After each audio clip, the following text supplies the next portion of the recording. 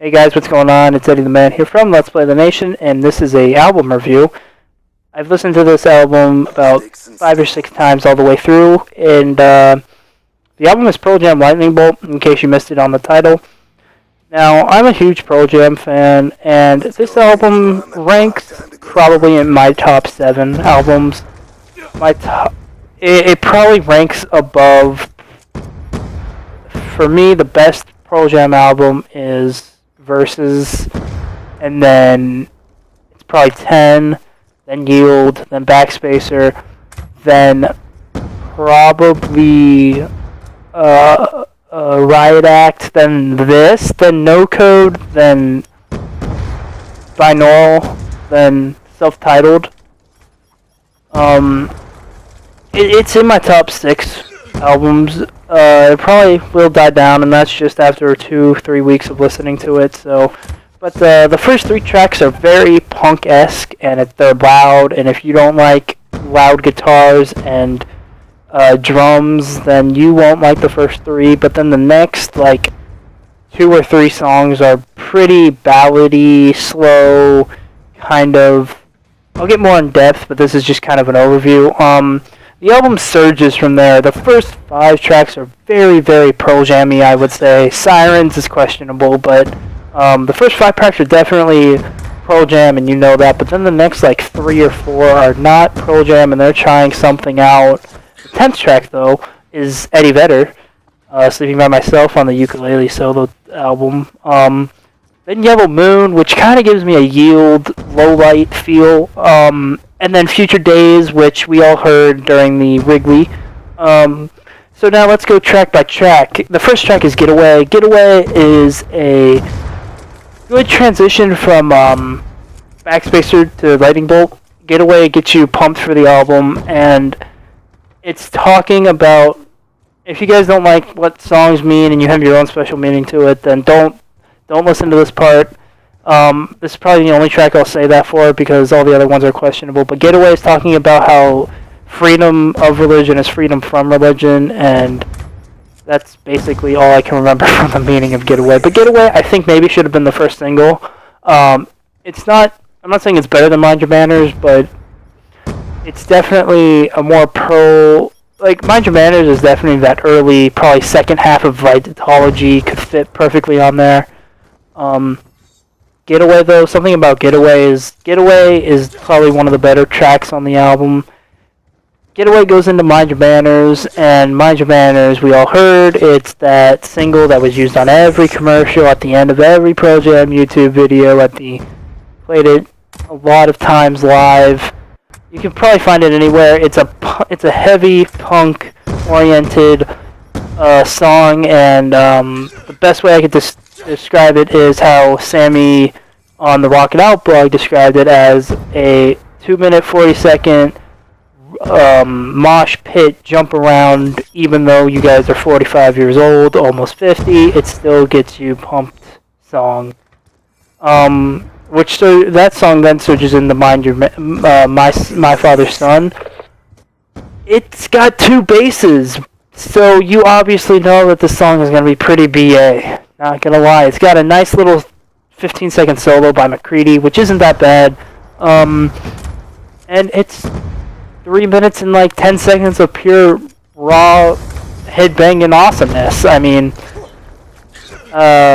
Sirens is the next track. Sirens is that 5-minute 41-second compared to As Black before the album came out song, and lyrically, it's talking about the same thing, but how they go about musically showing it, and how much passion and effort was into Black. You could hear it in Eddie Vedder's voice. It was filled with passion, and what he said live. We belong together. The best version of Black is probably MTV Unplugged in '92. But Sirens is that 23 years later version of Black, which I like Sirens, but it usually gets a skip from me because I've listened to it so many times. I listened to it a lot the month before the album came out. It usually gets skipped by me, but it's not that bad of a song. It really isn't.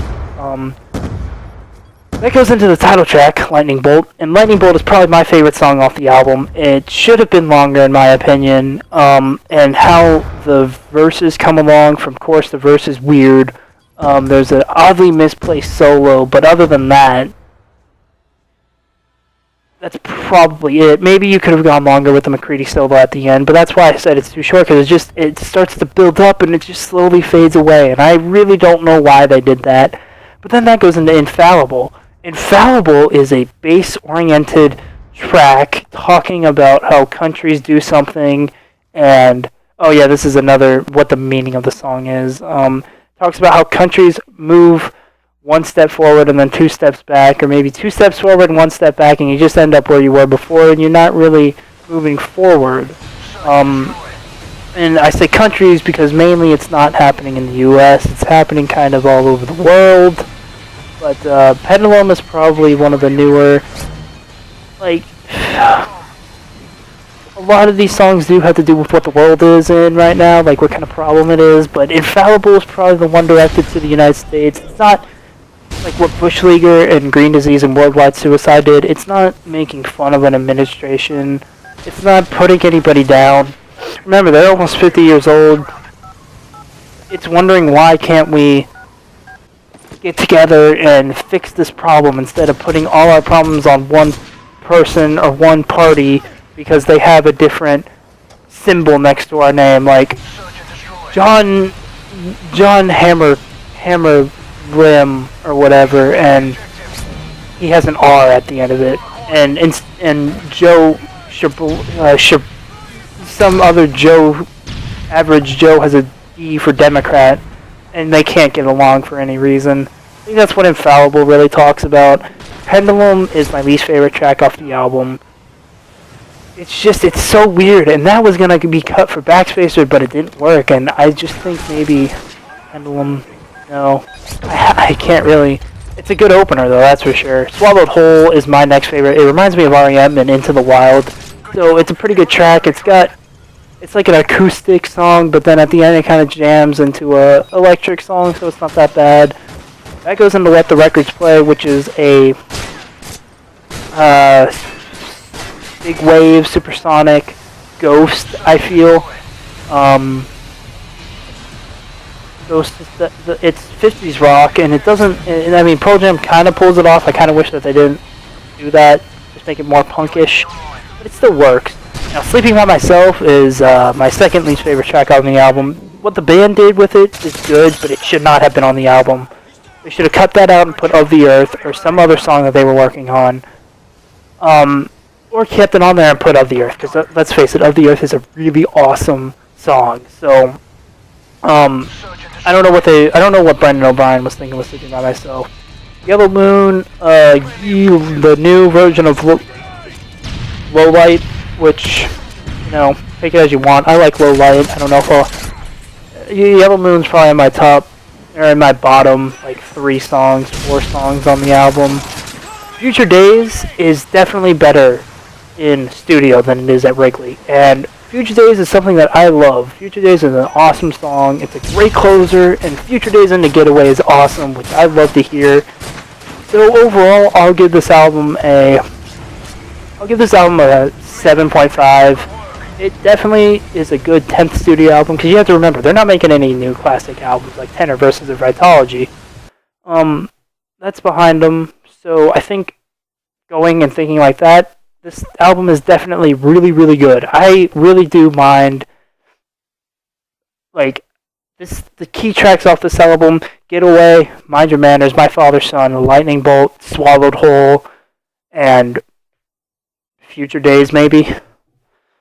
That's half the album. It's not that bad of an album. The secondary tracks, Pendulum and Let the Records Play, those are definitely the top tracks. I really like those tracks. Maybe that's what you would like as well. Anyways, I'm Eddie the Man. I'm out. I'll see you guys in my next video, which will probably be an Old Man Ed, a new series that I'm talking about. Depends on when this video goes up. But yeah, that's my review of Lightning Bolt. I really do hope you guys enjoyed. Anyways, I'm out. See you guys later. Peace out.